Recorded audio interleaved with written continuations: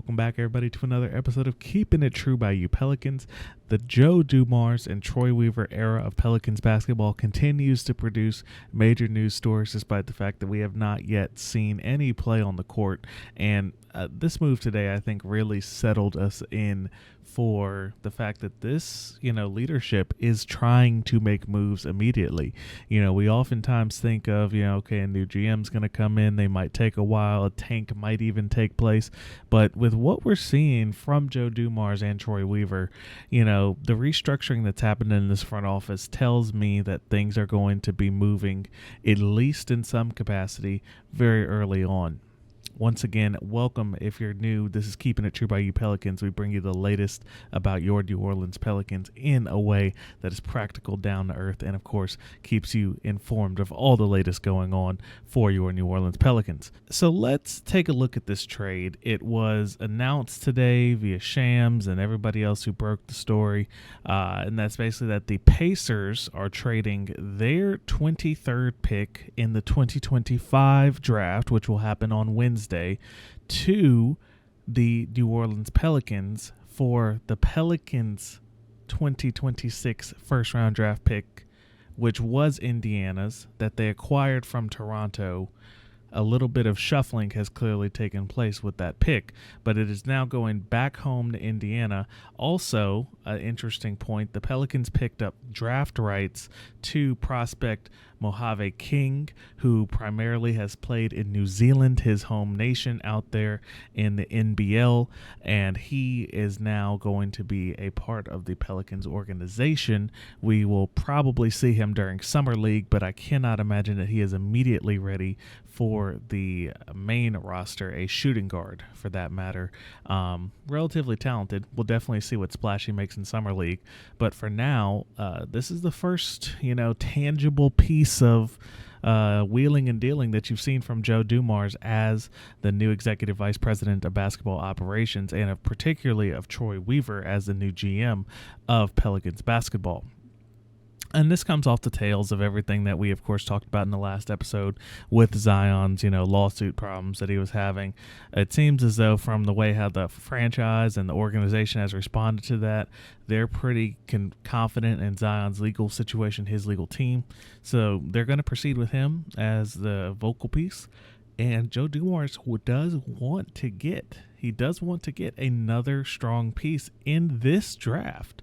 Now, it's going to be questionable to see if that is available at number 7 or if the Pelicans will make further moves to get up to that spot. We are 1 week away from the draft, of course, on the day this episode drops, and it is so important that we get a good idea of what the Pelicans are looking at as far as prospects go. We'll be releasing an episode next week to cover my full estimated prospects list, who I think that Joe Dumars could be taking, what the Pelicans do at each particular draft position. We'll be sure to have that episode out next week, and we thank you all for sticking around getting to that episode. But right now, if you're still here with me, before we talk about, of course, what this trade means, how it changes the strategy, and why do you even do it in the first place, I have to ask, why have you not subscribed in the first place? Why are you not following?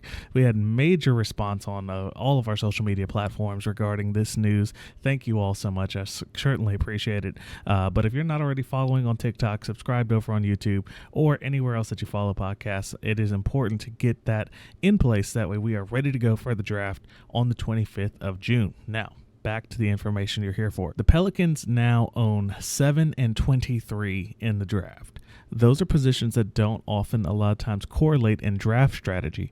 You think about the 7th pick, you generally expect someone in a draft class like this who is a 7th pick to be an eventual starter, and maybe you get an all-star team once or twice. That's roughly what you think of whenever you get into that range. Something along the lines of maybe a Herb Jones, a very solid player that helps your franchise and puts you onto the path of what you wanted to do.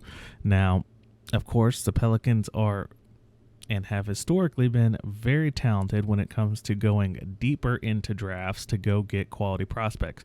You think of someone like a Trey Murphy III, who was a late teens prospect, and he has now put himself as the number 2, at least at this time, player in the organization. Of course, DeJounte Murray will have something to say about that, and we'll see what happens. He is now also back in practice following the Achilles injury. So interesting to see how everybody's progressing with this franchise. But what I think it means for Joe Dumars is that if he truly does feel that his strategy was correct, that he had the situation under control and he wanted to go for this trade up, he's done what he needed to do.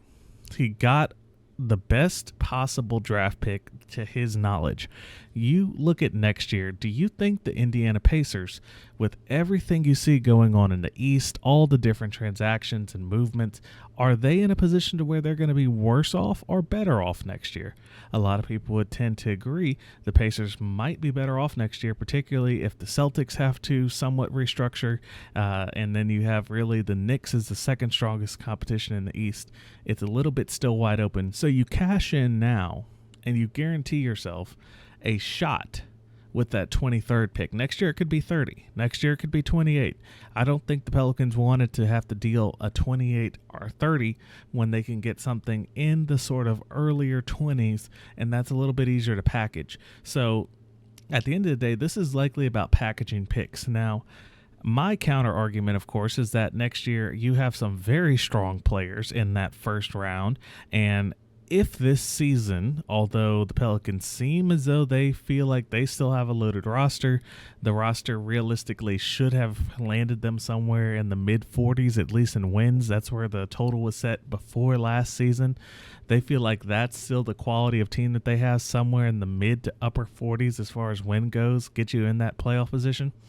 Seems as though they're trusting in that, and they want to get a solid piece to add to this existing roster and then let Willie Green go out and coach it and see if he can find himself in a position to where he is putting a playoff team back on the court again for your New Orleans Pelicans.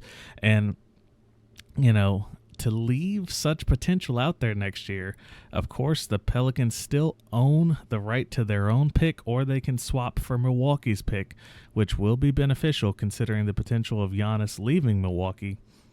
It still leaves the question, is that good enough? Is that really going to take care of what you want to do? And beyond that, you look at the rest of the roster. The roster's all locked up here. The biggest potential free agent you have this offseason is Jeremiah Robinson Earl. I mean, beyond that, next year you will have CJ, who's unrestricted, but we obviously think that the Pelicans maybe would restructure that deal much lower and get him in for a much lower dollar if he's kept.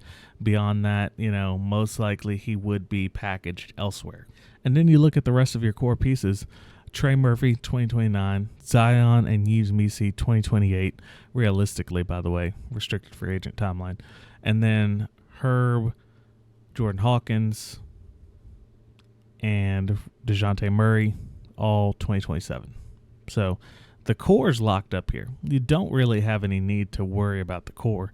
This is about adding a piece to make 25 and 26, and remember, this is 25, 26, 26, 27, very strong seasons, so that way you're wheeling and dealing for much larger pieces whenever it comes to potential playoff pushes in 27, 28, 29. You hit the prime of this roster, if you will, if you want to call it that.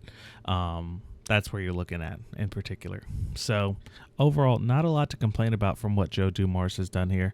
I feel like between what he and Troy Weaver have put together, it's going to be a lot more compelling draft night. Now, of course, could the Pelicans go trade up, get Ace Bailey? I think that is something that could happen. I don't know what kind of capital at this point you have to give up, particularly with what you have, because your 27 pick is a combination of pick swaps and rights divvied up between you, Milwaukee, and Atlanta. So you don't own another first-round pick until 28.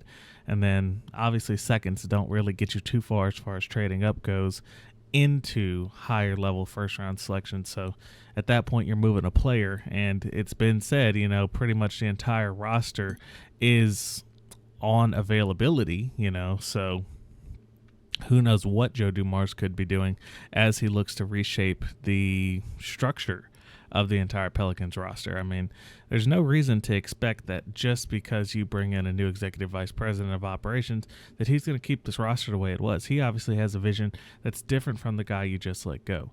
So he could move a player that might be more favorable to fans, be it, and obviously I don't think we want this as Pelicans fans, but, a Herb, Jose, you may even see someone like a Jordan Hawkins, even Carlo, now that he has a little bit of elevated potential.